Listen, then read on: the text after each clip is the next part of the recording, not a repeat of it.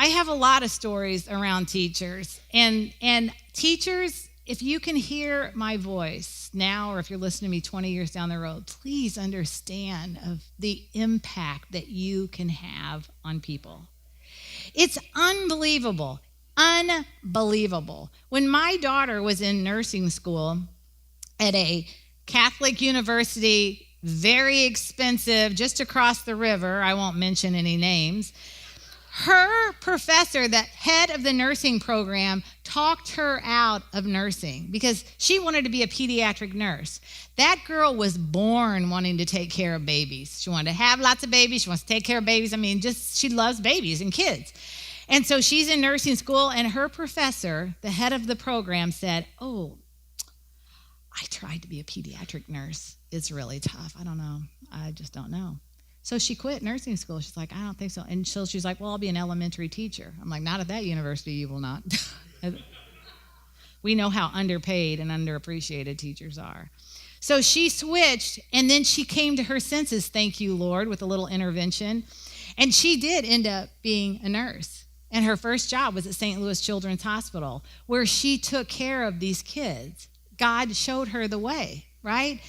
And she loved these kids. She would, when she would work the evening shift, it's 12 during the day or 12 around the nighttime. So when she would work the evening shift, that's when the hustle bustle is down at the hospital. All the interns aren't racing around and all the students. So she got to spend quality time with the kids. Well, she loved them. She would watch movies with them at night. She would, get in bed with them, sleep with them, rub their backs. And she would want to bring them home. I mean, she would come home and like, "I want to bring them home." I'm like, "Honey, they're not puppies."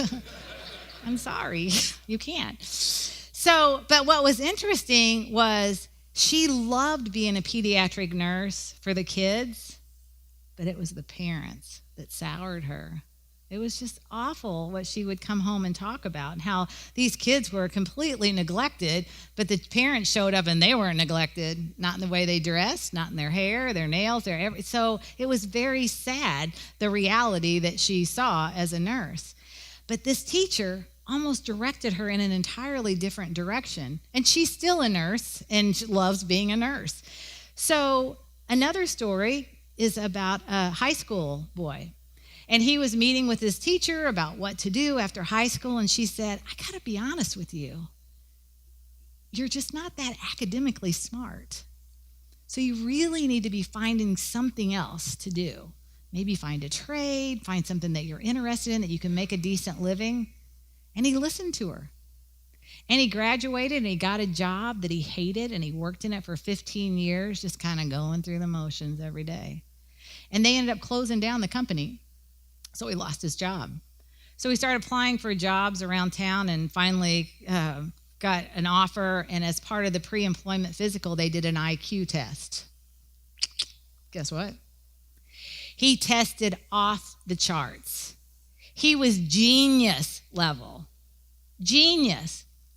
That teacher, you're really not that smart. So we have to be careful. And to the teachers, maybe they didn't have the testing ability to be able to see, and they saw one thing and not the other.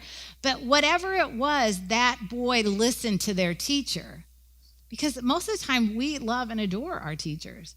So we have to make sure as teachers that we understand the power that we hold in our tongue.